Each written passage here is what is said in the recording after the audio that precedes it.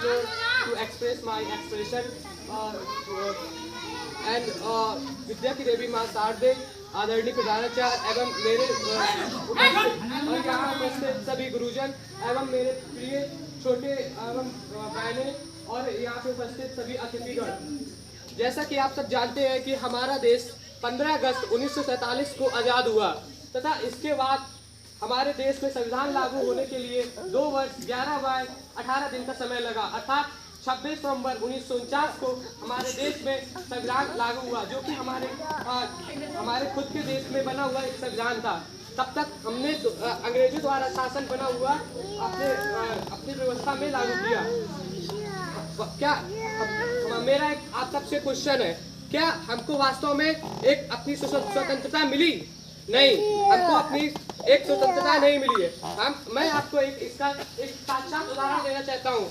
आप जानते हैं कि आज हम अपने घरों में 80% of products made in China use करते हैं।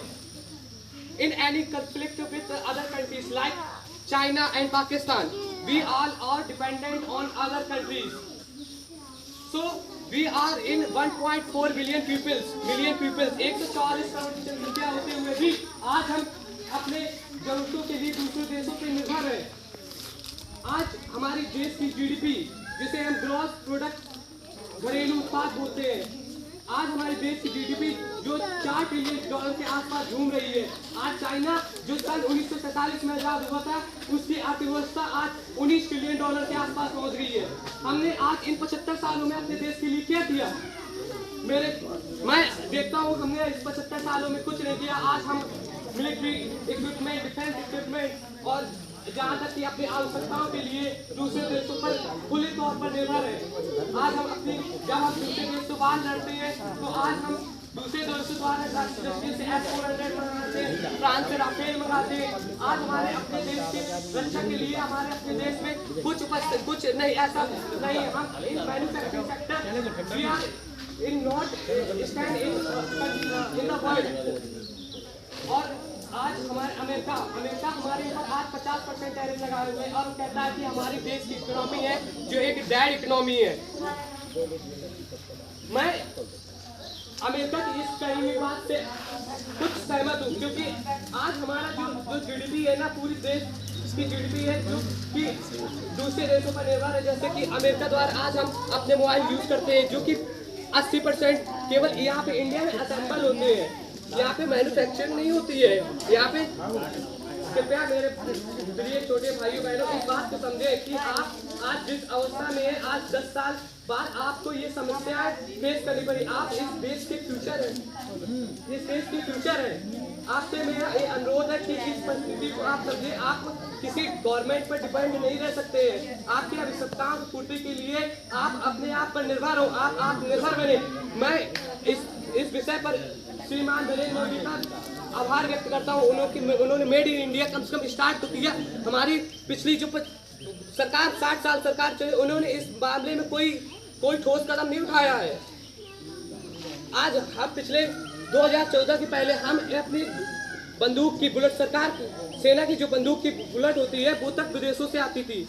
आज हमारे देश में फाइटर जेट बनने लगे, डिफेंस इक्विपमेंट बनने लगे।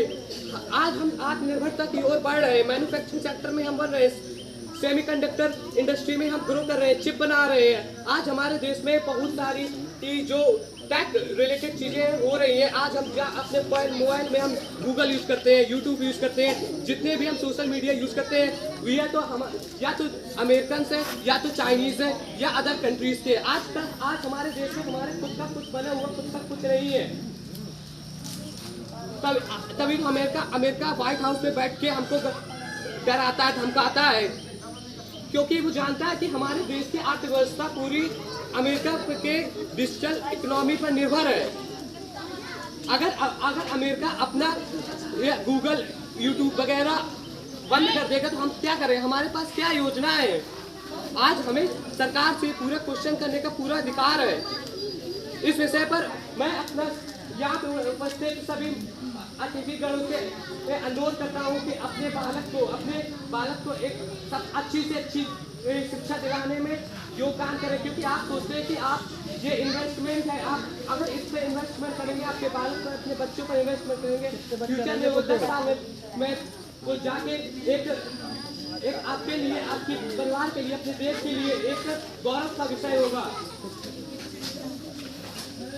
धन्यवाद। आपके सबसे मेरा यही अनुरोध है। इसके बाद मैं अपनी वाणी को समाप्त करना चाहूँगा। Thank you.